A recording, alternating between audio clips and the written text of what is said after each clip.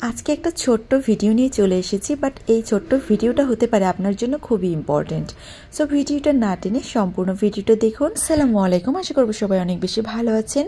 তো আজকের ভিডিওটা হয়তো দেখেই বুঝতে পেরেছেন আমি কি দেখাতে যাচ্ছি। হ্যাঁ, আজকে আমি আপনাদেরকে বাসমতি রাইস রান্না করে দেখাবো। খুবই অল্প সময় ঝটপটে এই বাসমতি চালটা রান্না করতে পারবেন। ঘরে থাকা উপকরণ দিয়ে একদম ফ্রেশ ভাত আর একদম ঝরঝরে হবে ভাতগুলো।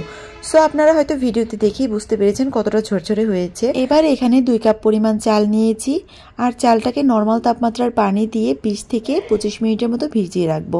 আপনাদের হাতে সময় থাকলে আধা ঘন্টাও ভিজিয়ে রাখতে পারেন, তবে একটু সময় নিয়ে ভিজিয়ে রাখলে ভাতগুলো কিন্তু খুব সুন্দর হবে। 2 কাপ চাল রান্না করতে কিন্তু আমার এখানে 5 কাপ পানি লাগবে। অবশ্যই মেপে 5 কাপ পানি দিবেন। যতটুকু চাল নেবেন তার দ্বিগুণ পরিমাণ পানি দিবেন, সাথে 1 কাপ বাড়িয়ে দিবেন। এই যে দেখুন, চালগুলো ভিজিয়ে রাখার পরে এরকম ময়লা পানিটা বেরিয়ে গেছে পুরোভাবে। এবার আমি সম্পূর্ণ চালটাকে ভালো করে ধুয়ে নিয়েছি। রেগুলার রান্না করা ভাতের পাতিলেই কিন্তু আজকে আমি বাসমতি রাইসটাকে রান্না করব। আর এই রাইসটাকে রান্না করার জন্য আমি পানিটা প্রথমে ফুটিয়ে নিয়েছি। এখানে কিন্তু 5 কাপ পানি আছে, সাথে আমি একটুখানি তেল দিয়ে দিয়েছি। এখানে সরিষার তেল না দিয়ে আপনারা চেষ্টা করবেন সয়াবিন তেলটা দেওয়ার জন্য। এবার তেল দেওয়ার পরে আমি রাইসটাকে ফুটন্ত গরম পানিতে ছেড়ে দিয়েছি। এবার আমি ভাতটাকে হতে দিব।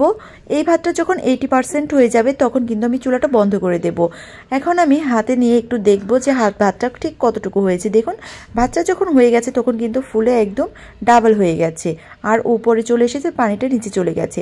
এই মুহূর্তে আমি দেখবো আমার ভাতটা কতটুকু হয়েছে। যদি দেখেন যে 20% বাকি আছে, ঠিক সেই মুহূর্তে চুলা আঁচটা বন্ধ করে দিতে হবে। এবার এই ভাতটাকে আমি ফ্যান গালতে দিয়ে দিব। প্রতিদিন আমি ঠিক যেইভাবে ভাত রান্না করি সেম ভাবে আমি বাসমতি রাইসটাও রান্না করি।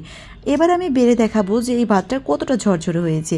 এই যে দেখুন, কোনো ঝরানোর ঝামেলা ছাড়া, লেবুর ঝামেলা ছাড়া, কোনো কিছুর ঝামেলা ছাড়াই কিন্তু ঝরঝরে বাসমতি রাইসটা রান্না হয়ে গেছে। সো আপনারা সবাই ভালো থাকবেন। আল্লাহ হাফেজ।